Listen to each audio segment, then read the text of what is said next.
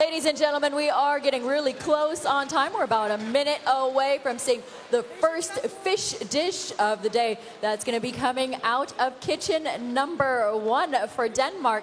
So now all of you that are very familiar with this competition here at the Bocuse d'Or, you'll remember that the fish dishes usually come out on the platter. Well, the rules have changed this year to simulate the restaurant experience just a little bit more, make it more realistic in that manner.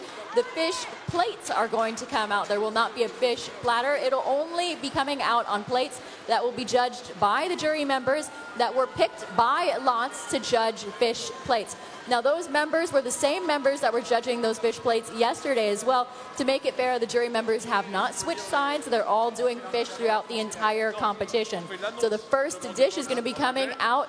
Looks like they're on the big screens now. We'll just wait for them to come out over and then given to the students from the Institute of Paul Bocuse. They will be brought out to the chefs for tasting. Angela, je suis à côté de Maître Alexandra Perrier et de son chronomètre. Où est-ce qu'on en est, Maître? Le temps est écoulé, le plat est prêt à être envoyé. Le plat est prêt à être envoyé. Je sais que toute l'attention de Rasmus Kofoed est concentrée sur ce premier envoi de plat de poisson. Ça y est, les élèves de l'Institut Paul Bocuse sont les mains pleines. Ce sont des rois mages qui portent les premiers présents à nos jurés. Veuillez applaudir dans le box numéro 1 le premier plat de l'équipe du Danemark.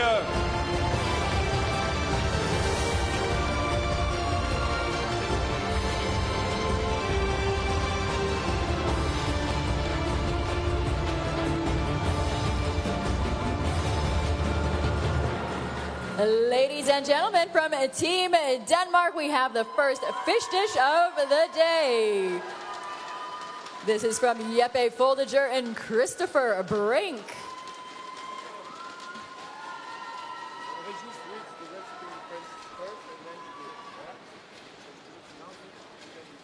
Alors on se tourne vers Régis Marcon, dont le cahier de notes est célèbre dans le monde entier désormais. On voudrait bien se l'arracher.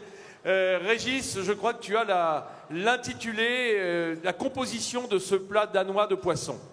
C'est un turbo poché et homard avec un beurre fumé au beurre noisette, accompagné d'une sauce homard, petit point de persil, sauce hollandaise.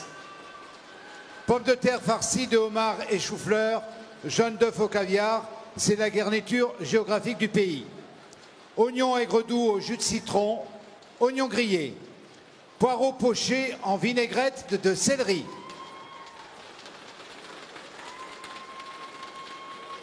Oui, je suis content, Régis, que tu aies cité ce beurre noisette qu'on avait reniflé ce matin en passant près du box danois.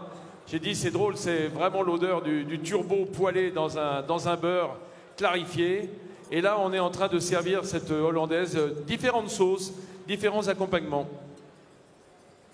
So the first fish dish of the day from a team in Denmark. Now remember, they had to go and do their shopping 2 days ago at the Metro Market in order to obtain their garnishes. So they had to really think on the fly on what they're going to do with the fish dish. They only found out what fish they're going to use last November, so they had less time than the years previous in order to plan these out. And they were really thinking on the fly once they saw what was available at the market and what was fresh, and were able to do a menu. They had to sit down and write out that menu. So that's what we have in our hands, the menus that they wrote out on the fly late at night here in Lyon.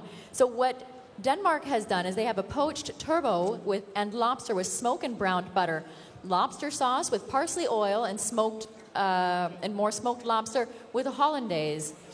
They have salted and lightly smoked turbot with lobster. So I'm reading that part again. It's written twice. They also have a potato Danish garnish, a boiled potato filled with lobster, cauliflower egg yolk topped with Danish bread and caviar, pickled onions and lemon juice, a compote of onions, grilled onions and herbs, and a leek garnish with a vinaigrette of celery chives, and a package of turnips with a tartare of turbot. Ouais, je viens de tremper le doigt dans la sauce hollandaise. J'adore ça, hein. Turbo hollandaise, c'est quand même un grand classique. toujours bien revisité par le talent du cuisinier danois. Alors vous avez peut-être noté qu'il y a une accalmie dans la ferveur du public au moment de la dégustation. Je crois que c'est parce que tout le monde est accroché aux expressions, aux impressions, aux regards que peuvent jeter les membres du jury pour essayer de déchiffrer sur leur visage leur première impression de ce plat.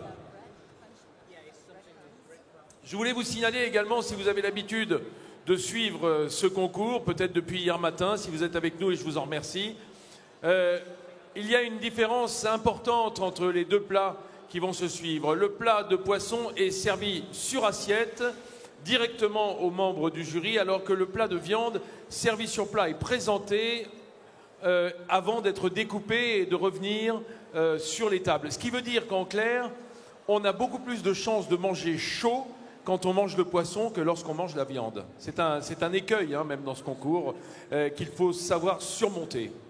Oui, c'est réellement le grand changement de ce Bocuse d'Or. On a voulu s'adapter un petit peu plus à l'activité du restaurant où la plupart du temps, les plats sont servis sur assiette et surtout le poisson qui demande à être encore servi beaucoup plus chaud. Et le deuxième changement qui est important dans cette assiette, vous regarderez qu'on a montré la garniture spécifique du pays. On veut mettre en valeur encore plus la spécificité de ces pays. Et chaque pays a pu amener eux-mêmes leur garniture ici sur le site de Lyon. Les deux autres garnitures proviennent du fameux marché que nous avons vécu ensemble, Vincent, il y a 2 jours. Absolument, mis en place par Métro, que l'on retrouvera tout à l'heure. Alors, vous avez peut-être vu le président de la délégation danoise, John Kofod Pedersen, en train de prier les dieux du Nord, les dieux du Valhalla, de pouvoir emporter la victoire ce soir. Le dernier Bocuse d'Or était attribué à Rasmus Kofod, qui est aujourd'hui président d'honneur de jury, qui vient de déguster également. Et bien entendu, je tiens à le préciser pour pas qu'il y ait de favoritisme, la note du président de la délégation, du jury, ne compte pas pour son propre pays. On est d'accord, Régis? Oui, tout à fait. Et de même que la note la plus basse et la note la plus haute sont éliminées d'office.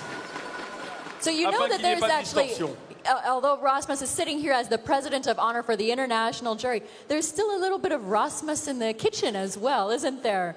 So Rasmus, you have a little bit of a token that's still cooking in the kitchen, is there?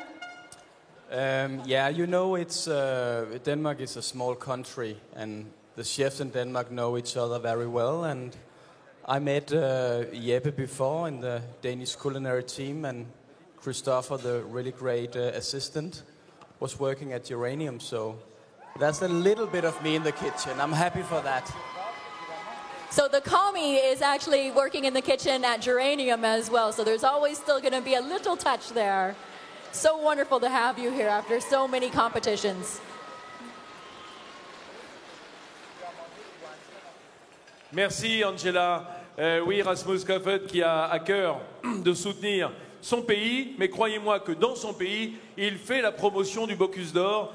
Je rappelle à ceux qui ne le sauraient pas que Rasmus a fait un exploit. Voilà. En 3 ans, il est devenu Bocuse d'Or après être passé en 2007. Il était là pour la première fois, il a passé le Bocuse d'Or, il a arrivé en finale, il a obtenu le Bocuse de bronze. Il est revenu en 2009, en disant, là, cette fois-ci, j'y crois, il a obtenu le Bocuse d'argent. Et un peu écœuré, je dois dire, parce que c'est un travail tellement long, tellement pénible, il a à ce moment-là une petite faiblesse, il a dit non, je pense que je vais m'arrêter là. Eh bien, on l'a retrouvé en 2011, il est revenu encore une 3e fois, et enfin, il a remporté le Bocuse d'Or après 3 finales ici à Lyon, et il est encore là aujourd'hui pour être président de ce jury et remettre son titre en jeu. Bravo Rasmus Kofod, on peut l'applaudir. That's true. Bravo, so Rasmus. Rasmus is no stranger here. He's competed for a total of 3 times. The first time he got bronze. He competed again the following year and got silver, where he took a breakout to open his own restaurant and came back and took gold last year. Must feel great to sit here as our international president of the jury. Rasmus, it's wonderful to have you here. Alors pour les Français qui auraient peut-être le plaisir d'aller dans son restaurant à Copenhague, on peut dire que Rasmus fait vraiment la promotion du Bocuse d'Or, parce que pendant le repas, il vous invite à aller en cuisine, déguster un plat, et en face de vous, vous avez les 3 Bocuse. Voilà, il fait une belle promotion, on peut le remercier. Voilà, c'est l'enfant danois de Paul Bocuse, hein, Rasmus Kofoed. Hein, il fait partie de la famille Bocuse grâce à ça. Et en tout cas de la Winners Academy, dont tu as été longtemps président avant Michel Roth. Et nous en reparlerons au moment de la remise des prix.